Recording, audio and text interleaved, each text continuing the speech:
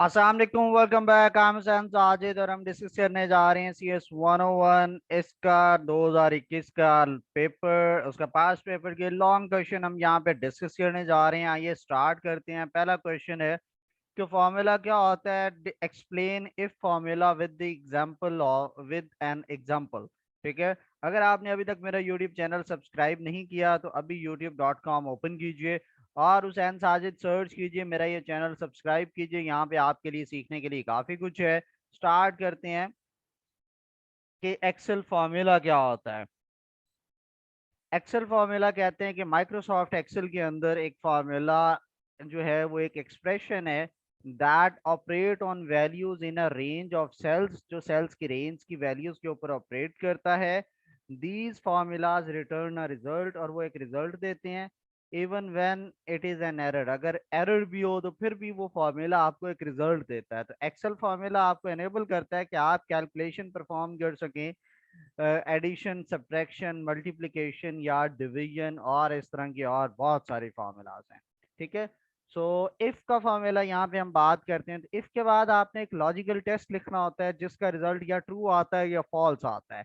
अगर ट्रू आए तो कौन सी वैल्यू डिस्प्ले होनी चाहिए वो आप इसके बाद लिखते हैं, कॉमा, फिर आप फॉल्स आने पर कौन सी वैल्यू डिस्प्ले होनी चाहिए वो आप लिखते हैं। लॉजिकल टेस्ट का क्या मतलब है? एक रिक्वायर्ड आर्ग्यूमेंट है, ये एक कंडीशन होती है जिसको कि आपने टेस्ट करना है, and then you have to evaluate either true or false. ये आपको ट्रू या फॉल्स का रिजल्ट देती है।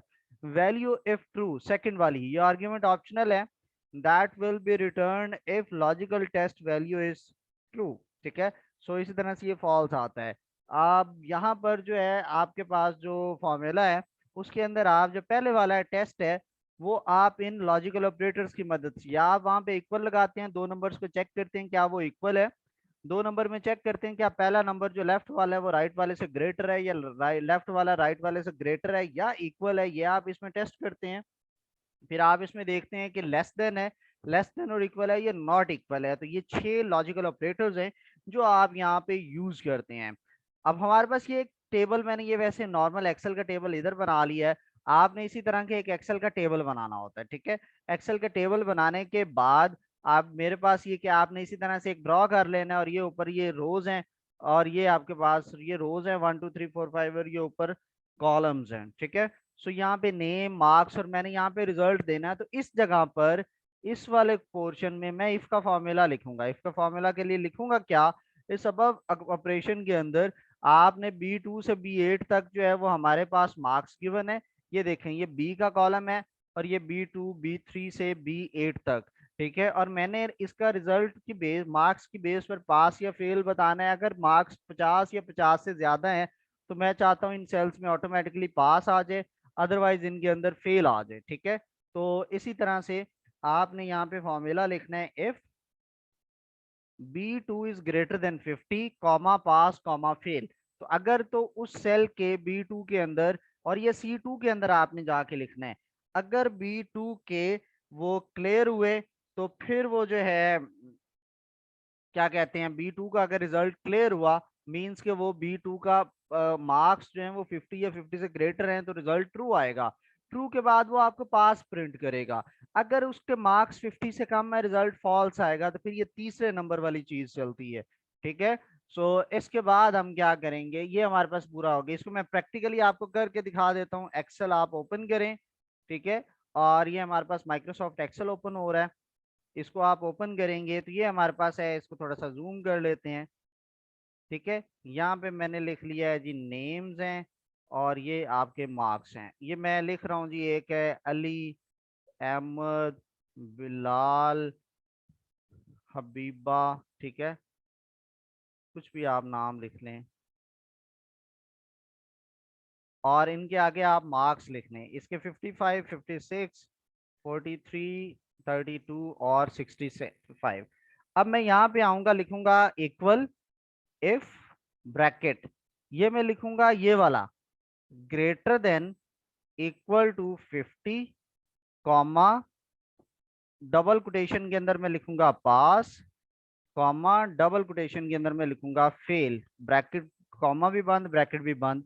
उसने पास प्रिंट कर दिया। इसके नीचे आए, यहाँ पे ये जैसे ही आप ये कॉर्नर पे लाते हैं, ये देखिए नॉर्मल ये बड़ा प्लस है, अब ये छोटा प्लस जैसे ही बनता है आपने लेफ्ट क्लिक करना है और इसको नीचे ड्रैग करना है, ऑटोमेटिकली देखें जिसके 50 से नीचे है उसके आगे खुद ब खुद फेल लिखा गया है, जिसके आगे 50 या 50 से ऊपर है उसको पास कर दिया गया। तो ये ऑटोमेटिकली इस तरह से काम करता है। ठीक है, तो ये हमारे पास इफ एल्स का फॉर्मूला होता है और ये आपने ये याद रख लेना है। आपका ये जो लिखा हुआ है B2 इज ग्रेटर देन 50, ये आपकी कंडीशन होगी जो अकॉर्डिंग टू सिनेरियो होगी। ठीक है, तो ये हमारा पहला क्वेश्चन था। दूसरा इसमें आता है नेटवर्क टोपोलॉजीज क्या होती हैं। नेटवर्किंग के अंदर नेटवर्क टोपोलॉजी एक वे है जिसके अंदर आप कंप्यूटर्स को एक दूसरे के साथ कनेक्ट करते हैं कंप्यूटर नेटवर्क के ऊपर।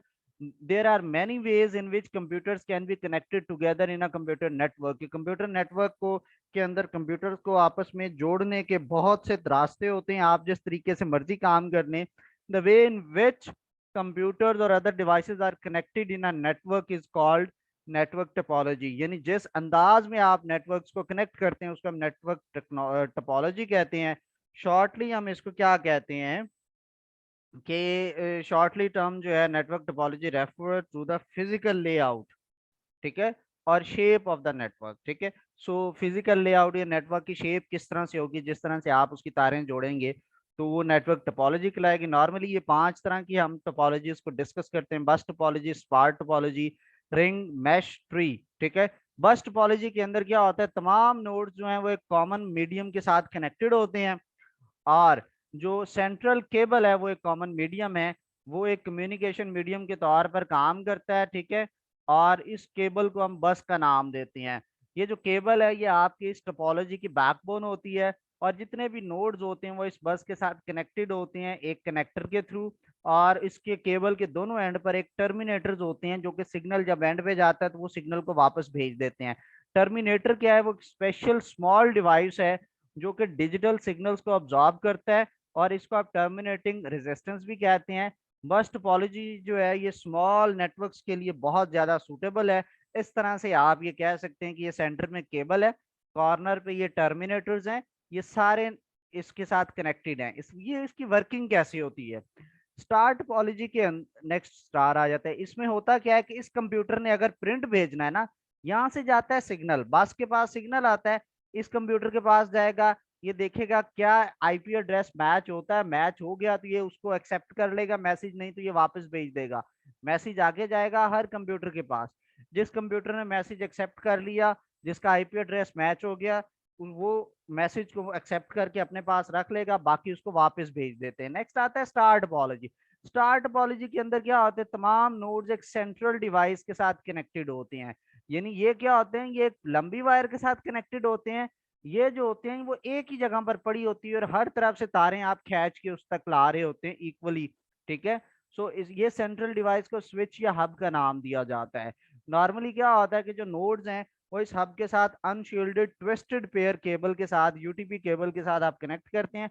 इसकी शेप स्टार की तरह बनती है, इसलिए हम इसको स्टार टोपोलॉजी कहते हैं। और लैन जो लोकल एरिया नेटवर्क है उसके अंदर ये बड़ी कॉमन टोपोलॉजी कहलाती है। इसकी वर्किंग किस तरह से होती है कि जो कंप्यूटर जो है वो सेंट्रल डिवाइस के थ्रू जो है वो एक दूसरे के साथ कम्युनिकेट करते हैं। जो सेंडिंग कंप्यूटर होता है वो डेटा सेंड करता है पहले हब के पास। हब जो है सेंट्रल डिवाइस, वो हर कंप्यूटर के पास डेटा भेजती है और इस तरह से क्या होता है कि वो डेटा एक कंप्यूटर से दूसरे कंप्यूटर तक चला जाता है। अगर आप बीच में हब यूज करते हैं तो हर एक कंप्यूटर के पास डेटा जाता है, हर कंप्यूटर उसको देखता है, अगर आईपी एड्रेस मैच होता है तो एक्सेप्ट कर देता है, वरना वो वापस भेज देता है उसको। ठीक है, और अगर आपने उसके अंदर स्विच यूज किया हो तो फिर वो उसको एक्सेप्ट, बल्कि वो जाता ही सिर्फ एक कंप्यूटर के पास है कि जिसके साथ उसका आईपी एड्रेस मैच हो रहा हो, बाकी उनके पास वो सेंड ही नहीं होता। रिंग टोपोलॉजी के अंदर क्या होता है, हर नोड जो है वो अपने से नेक्स्ट नोड के साथ कनेक्टेड होता है और इससे क्या होता है, एक सर्कल बन जाता है। पहला कंप्यूटर दूसरा, दूसरा तीसरा, तीसरा चौथे से। ठीक है, और ये एक सीक्वेंस में फ्लो में, या तो ये आगे से मतलब 1 2 3 4 इस सीक्वेंस में काम करेंगे या 4 3 2 1। ऐसा नहीं है कि अगर आप फॉरवर्ड काम कर रहे हैं 1 2 2 से 3, 3 से 4, तो आप 4 से 3 नहीं इसमें जा सकते। 4 से 3 जाना है तो आप आगे जाएंगे 4 से 1, 1 से 2, 2 से 3 आपको आना पड़ेगा। ठीक है, इसकी वर्किंग क्या होती है, टोकन पास किया जाता है पूरे नेटवर्क पे। Computer has a control of token can transmit the data और मैसेज। जिसके पास कंट्रोल होता है टोकन का वो अपना मैसेज भेज सकता है, बाकी भेज नहीं सकते। जब कंप्यूटर जो है वो डेटा सेंड करता है दूसरे कंप्यूटर पे ऊपर नेटवर्क पे, तो वो मैसेज हर कंप्यूटर से होता हुआ उस एक कंप्यूटर पे पहुंचता है जिसके पास वो डेटा जाना होता है। बीच में आने वाले हर कंप्यूटर जो है वो अपने से प्रीवियस कंप्यूटर से डेटा रिसीव करता है और अपने से नेक्स्ट वाले को भेज देता है। कब तक ये पास होता रहता है? जब तक डेस्टिनेशन कंप्यूटर उस मैसेज को रिसीव नहीं कर लेता। डेस्टिनेशन कंप्यूटर क्या करता है? वो एक एक्नॉलेजमेंट भेजता है सेंडर कंप्यूटर को। सेंडर कंप्यूटर उसके बाद टोकन को रिलीज कर देता है नेटवर्क के पास। और ये जो मेथड है जो कंट्रोल कर रहा है थ्रू टोकन, इसको कहते हैं टोकन पासिंग। फिर आती है ट्री टोपोलॉजी। ट्री के अंदर क्या होता है? ये कंबाइंड फीचर है बस और स्टार का, यानी बीच में एक बस भी होती है और साइडों में मुख्तलिफ स्टार टोपोलॉजीज होती हैं। होल नेटवर्क को आप सेगमेंट में डिवाइड करते हैं और जो हर सेगमेंट है वो एक स्टार टोपोलॉजी को रिप्रेजेंट कर रहा है, ठीक है। जितने भी सेगमेंट्स होते हैं वो एक सेंट्रल केबल या बस के थ्रू कनेक्टेड होते हैं। और जो बस टोपोलॉजी है वो बैकबोन के तौर पे काम कर रही है इस ट्री नेटवर्क के अंदर। ये आप देख सकते हैं, ये एक हब है, ये हब के साथ 3 कंप्यूटर्स हैं, ये हब के साथ अलहदा, ये हब के साथ अलहदा, लेकिन ये सारी हब्स आपस में एक सेंट्रल वायर के साथ कनेक्टेड होती हैं फिर। और ये जो ट्री है ये ट्री की तरह काम कर रहा होता है, ब्रांचेस इसी तरह से होती हैं, ठीक है। ट्री की आप उसकी शाखें देखती हैं, हर शाख से मल्टीपल शाखें आगे निकल रही होती हैं, फिर एंड पे पत्ते निकलते हैं, ठीक है। इस तरह से ये काम होता है, ठीक है। और जो ट्री टोपोलॉजी है ये मल्टीपल हब्स के इसके अंदर यूज की जाती हैं। हर हब जो होती है, ईच हब वो नोड को डायरेक्टली कनेक्ट करती है और एक्सचेंज करती है डेटा अमंग देम।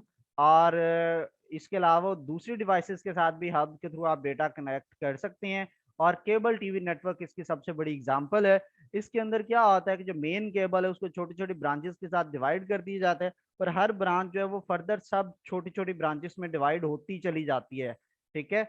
और इसके आती है मैश टोपोलॉजी।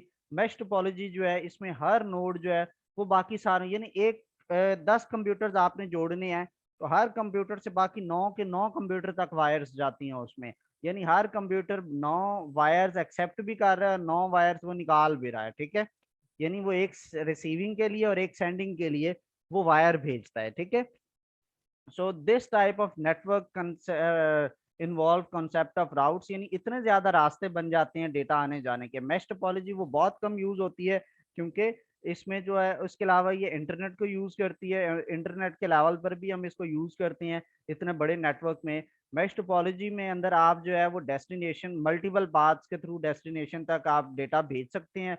यानी आपके पास 9 रास्ते होते हैं, तो आप एक कंप्यूटर से दूसरे, दूसरे से तीसरे तक भी जा सकते हैं अगर आप डायरेक्ट उस तक नहीं जा सकते। इसका मतलब है each node have several possible paths, ठीक है।